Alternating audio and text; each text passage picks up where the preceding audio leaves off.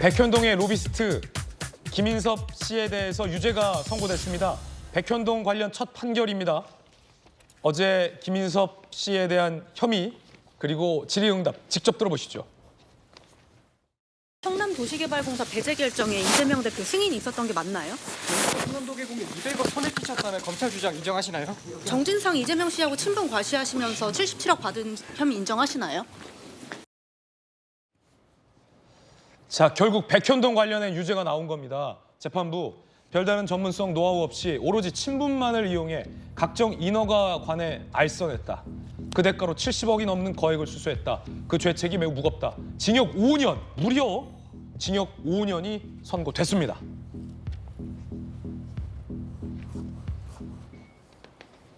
이렇게 되면 대장동 관련해서 정진상 씨, 그리고 백현동 관련해서 김인섭 씨가 기소됐거나 유죄가 선고된 겁니다.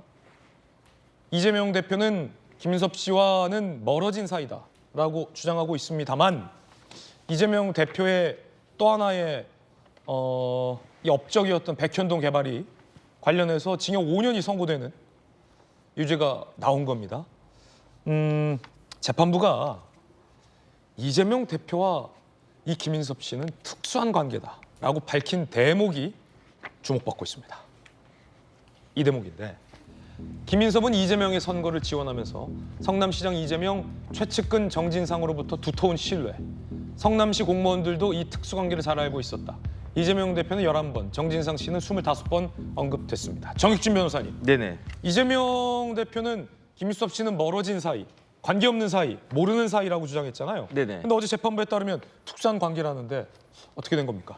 2014년 8월하고 12월에 식품연구원이 성남시에다가 2번 용도 변경을 요청을 해요. 그런데 용도 변경 요청할 때 2종으로만 요청을 하는 거예요. 그러니까 4단계가 아니고 2단계만 해달라고 요청을 했는데 성남시에서 다 불허했어요. 다 신청을 했다가 반려했어요. 그런데 2015년 1월 달, 2월 달에 그 정바울이라고 하는 사람이 김인섭 씨를 영입을 한단 말이에요. 영입한 다음에 신청을 했더니 제각 받아줘요. 제각 받아주는데 근데 성남시에서 단순히 2단계 종상향을 받아주는 게 아니고 4단계 종상향을 받아줘요. 왜 4단계 종상향을 받아주느냐? 성남에 뭐가 있냐면 성남 비행장이 있단 말이에요. 저희 알려진 내용이고 거기 고도 제한이 있으니까 이런 여러 가지 것들을 종합적으로 봤을 때 그럴 때 김인섭 씨가 그 이재명 대표나 정진상 씨하고 모를 수가 없고 그다음에 김인섭 씨가 영향을 갖다가 행사하지 않고 저런 일들이 될 수 있었는가?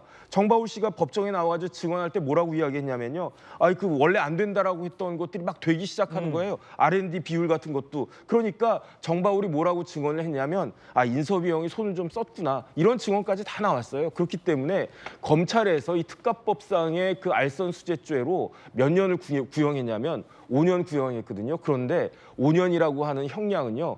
그 특가법에서 정한 알선수재죄 최대 형량이 5년이에요. 5년 이하 또는 1,000만 원 이하 벌금인데 검찰에서 최대 형량을 갖다 구형을 한 거예요. 그렇기 때문에 전 어떻게 생각을 했냐면 한 3년 정도 법원에서 판결하지 않겠나라고 생각을 했는데 법원에서도 마찬가지로 5년이라고 하는 진짜 이거는 뭐 양형 기준 이런 걸 다 떠나가지고 법정 최고형을 선고할 만큼 죄질이 굉장히 나빴다. 그런데 김인섭이 그 이재명이나 정진상을 모르고 과연 이런 일을 갖다가 했을 것인가? 이걸 통해 가지고 김인섭 씨는 한 80억 가까운 그 돈을 갖다가 그 정바울한테 받았는데 정바울 시행사는 드러난 것만 몇 년 전까지 재작년까지 3,183억을 깔끔하게 받았어요. 그러니까 이런 말도 안 되는 그러한 일들이 성남시에서 2014년, 15년 그때 지금까지도 벌어지고 있었다는 것에 대한 경종을 재판부가 울린 것이다라고 저는 생각합니다. 송영훈 변호사님, 백현동의 그 옹벽 아파트,